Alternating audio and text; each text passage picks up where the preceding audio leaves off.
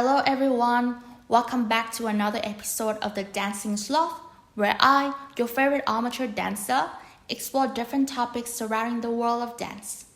In today's episode, we'll dive deep into something that perfectly combines two of my favorite things in the world, which are dancing and educational studies. We'll look at how VARK, one of the more well-known theories about learning styles, can be applied to dancing. So what is VARK? Proposed by Neil Fleming, VARK is a model that's built upon learners' preferred modes of information presentation. It stands for visual, auditory, reading, writing, and kinesthetic, which are believed to be the four primary types of learners. If you are a visual learner, then you'll have an easier time grasping a concept if it is shown in diagrams or flowcharts, and might find mind maps to be a very helpful tool while learning.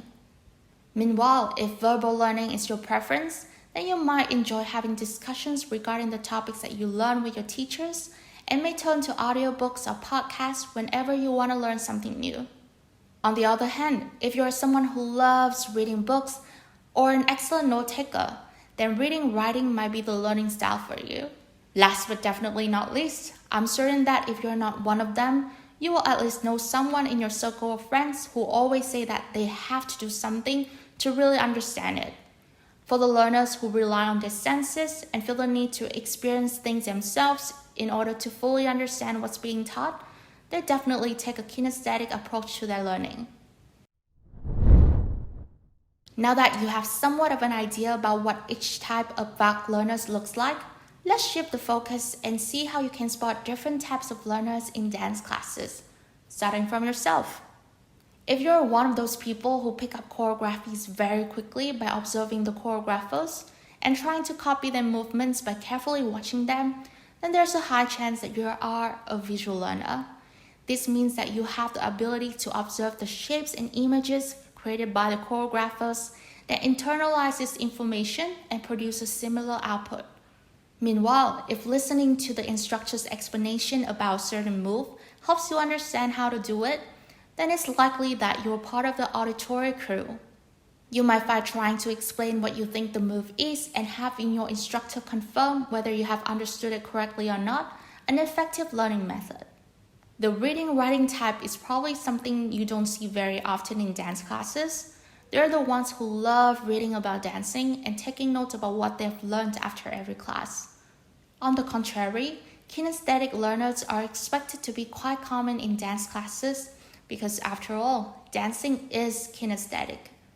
For these learners, things will start falling into place once they get to actually practice the moves, and muscle memory is a concept that makes perfect sense to them. Okay, so how can we apply this knowledge to our learning journeys? Once you have your learning style figured, first of all, you'll be able to reflect on your past in-class experience and understand why certain instructors and certain exercises work better for you. From there, you'll be able to create a learning experience that better matches your preference and improve the outcome of your learning.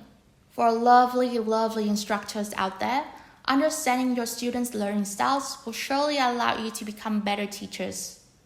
In most cases, your own learning style will influence how you instruct others. If you are someone who learns by taking visual cues, it will be natural for you to apply this method and way of explanation when you teach.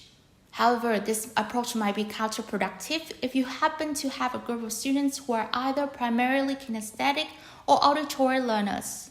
Therefore, having the ability to observe and modify your teaching based on your learner's preference might be the one tool that leverages you from being a good instructor to an absolutely amazing one. So yeah, just something for you to keep in mind.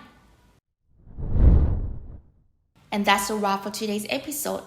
I hope that it has been an informative session for all of you. I'll see you next week, same time, same place. In the meantime, dance away, my friends. Definitely not a singer.